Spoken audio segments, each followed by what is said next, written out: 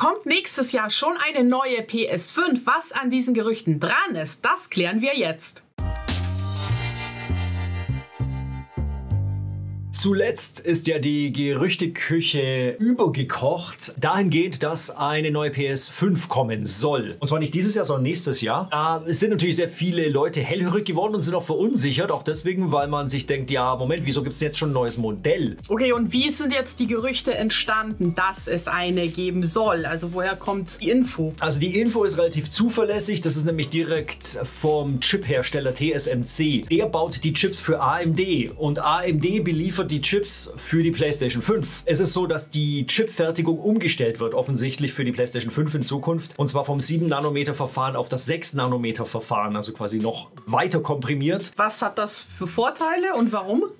Also der größte Vorteil ist, dass es wohl kostengünstiger sein wird. Je kleiner der Chip, desto mehr Ausbeute hat man aus den Wafern, aus den Rohstoffen. Und desto einfacher kann man es produzieren. Vor allen Dingen, insbesondere der Lieferknappheit, Rohstoffknappheit, ist es eine gute Sache. Genau, das wollte ich jetzt auch noch kurz einhaken. Das ist ja wahrscheinlich aufgrund der aktuellen Lieferknappheit, die ja gerade herrscht. Die Lieferknappheit kommt ja daher, dass es kaum Chips gibt, dass keine hergestellt werden können. Und das kommt ja daher, dass zu wenig Rohstoffe da sind. Überall ist es knapp, aber es liegt einfach auch an der hohen Nachfrage. Es wird ja genug produziert. Man hat immer den Eindruck, die produzieren ja nichts. Aber die produzieren weiter planmäßig. Das ist klar, sie produzieren weiter planmäßig. Nur ist es ja dann eben auch so, dass man sagt, ja okay, aber warum kann man dann die Produktion nicht erhöhen? Also da sind ja ganz viele Faktoren dabei. Aber jetzt, um nicht das hier irgendwie groß auszuweiten, das Thema ist ja neue PS5-Version mit kleinerem Chip. Das heißt, dass eventuell die Produktion erhöht, also die Menge, die produziert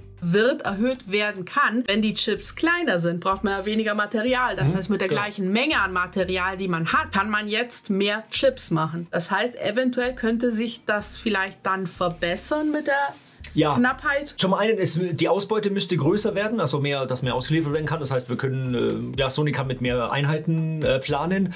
Das nächste ist vor allen Dingen, es wird wohl kostengünstiger, eben wie erwähnt, weil eben weniger Material und so weiter. Das ist für Sony gut. Und natürlich, sie können dann natürlich auch reagieren, um beispielsweise die PS5 günstiger zu machen, für den Fall, dass mal der nötig ist. Aktuell natürlich nicht, bei so hoher Nachfrage. Okay, aber jetzt noch mal kurz auf das Gerücht zurückzukommen. Woher kommt es denn genau?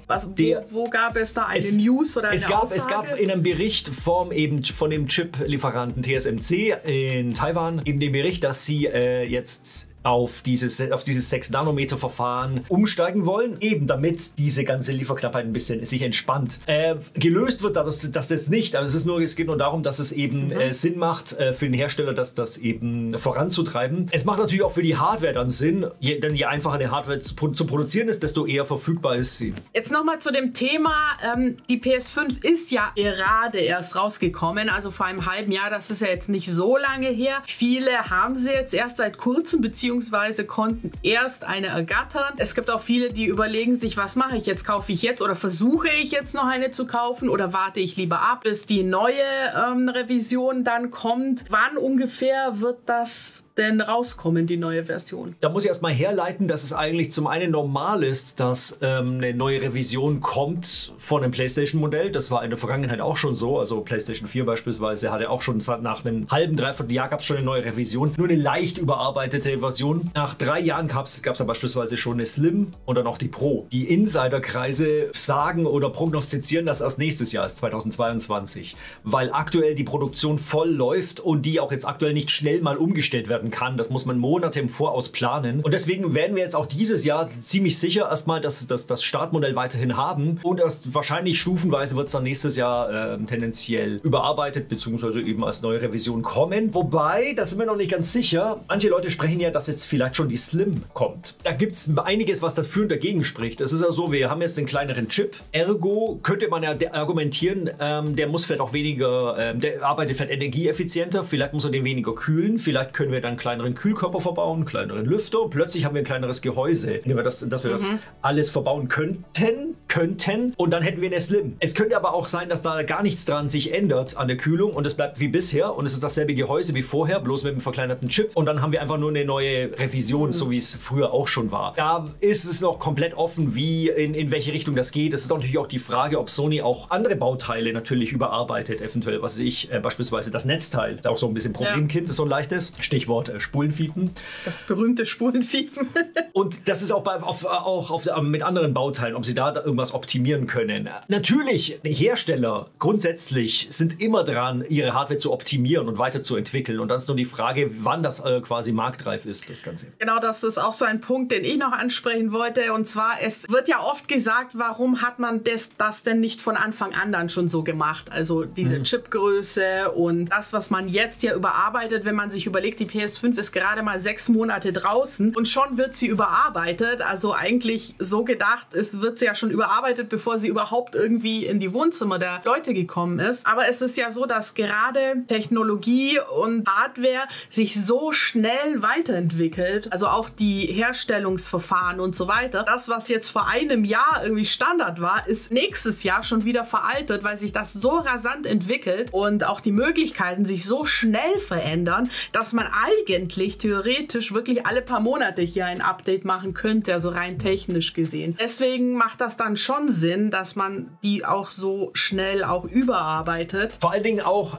aus Kostengründen, denn tendenziell, es ist noch nicht durchgerechnet worden, aber tendenziell wird die PS5 mit Verlust verkauft. Zumindest war das bisher so bei den Startkonsolen, also zum Startfenster, sagen wir ein Jahr lang, mindestens sind die Geräte mit Verlust verkauft worden. Auch bei der Xbox dasselbe, da hieß es sogar, dass die durchgehend mit Verlust verkauft worden seien. Da versucht man als Hersteller natürlich möglichst die Bauteile zu vereinfachen, zu komprimieren und so weiter, damit man da irgendwo einsparen kann. Was würde man jetzt jemandem raten, der jetzt sagt, okay, ich möchte eine PS5, soll ich lieber warten? Also ich mache das ja immer gerne von den Spielen abhängig. Wenn man sich ansieht, was gibt es für Spiele für PS5, beziehungsweise welche sind optimiert für PS5 und man sagt, ja, das brauche ich jetzt, ich will das jetzt spielen, ja, dann sollte man sich darum bemühen. Wenn man dagegen sagt, nö, ich bin auch gut bedient, beispielsweise jetzt mit meiner PS4, dann kann man immer noch abwarten. Aber jetzt in Bezug auf die neue Version, weil die wird ja erst in ungefähr 1,5 Jahren von jetzt aus gesehen, schätzungsweise. Vielleicht eher ein Jahr. Das ist die Frage, ob man so viel Geduld hat. Genau, hat man so viel Geduld? Also wenn man jetzt schon eine PS5 hat, dann lohnt sich ziemlich sicher kein Upgrade in dem Sinne. Das definitiv nicht. Aber wenn man jetzt die Geduld hat oder beziehungsweise aktuell ja sowieso keine bekommt und sagt, okay, dann warte ich lieber ab, noch 1,5 Jahre, macht mir nichts aus, dann kann man schon empfehlen, dann auch die neue Variante zu nehmen. Aber wie erkenne ich das denn dann? Ja, stimmt. Das ist eine sehr gute Frage. Es gibt an 2 Stellen kann man das quasi erkennen, welches Modell man hat. Aktuelles Modell ist ja die CFI 1016 A bzw. B, je nachdem ob Disk-Modell oder Digital Edition. Das steht groß auf der Packung drauf. Nicht groß, aber im Eck rechts unten an der Verpackung. Und an der Unterseite von der PS5, da steht auch die Modellnummer dran. Und wenn das Ganze jetzt überarbeitet ist, dann wird tendenziell dann nicht mehr 1016 dran stehen, sondern 1116 ist die erste Revision. Sollte dann wirklich vielleicht auch eine größere Revision kommen, beispielsweise eine Slim, dann wird das wahrscheinlich nicht mehr 1000 heißen, sondern 2000, beispielsweise 2016. Und so wird es weitergehen. Das ist sowas bei der PS4. Da war es auch, dass die 1000er-Reihe, 1100, dann gab es die 2000er, das war die Slim.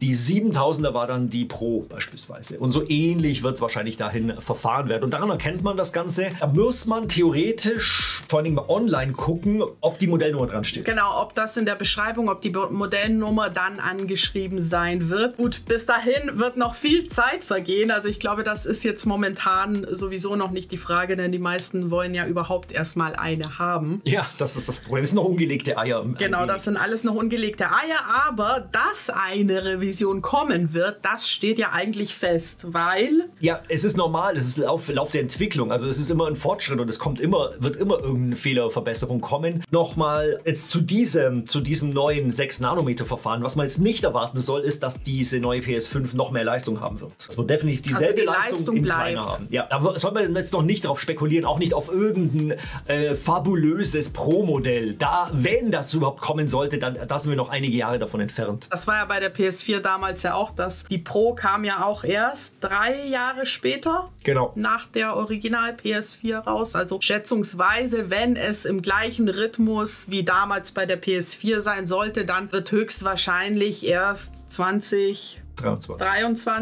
Aber das ist auch nur Mutmaßung. Sony meinte zuletzt auch wieder, sie wollen wieder von diesen Zwischenschritten weggehen. Weil die Pro war ja so ein Zwischenschritt zwischen den Generationen, so eine Art PlayStation 4.5. Aber das wollen sie nicht so richtig. Also die wollen sie auch, wenn dann wirklich einen kompletten Generationswechsel. Also es ist so ein bisschen eigenartig. Wird sich zeigen, ja. Bleibt spannend. Und ja, wenn euch das Video gefallen hat, dann lasst doch gerne einen Daumen nach oben und ein Abo da und vergesst auch nicht die Glocke zu aktivieren. Und schaut euch auch gerne weitere Videos auf diesem Kanal an. Bis dahin, macht's gut.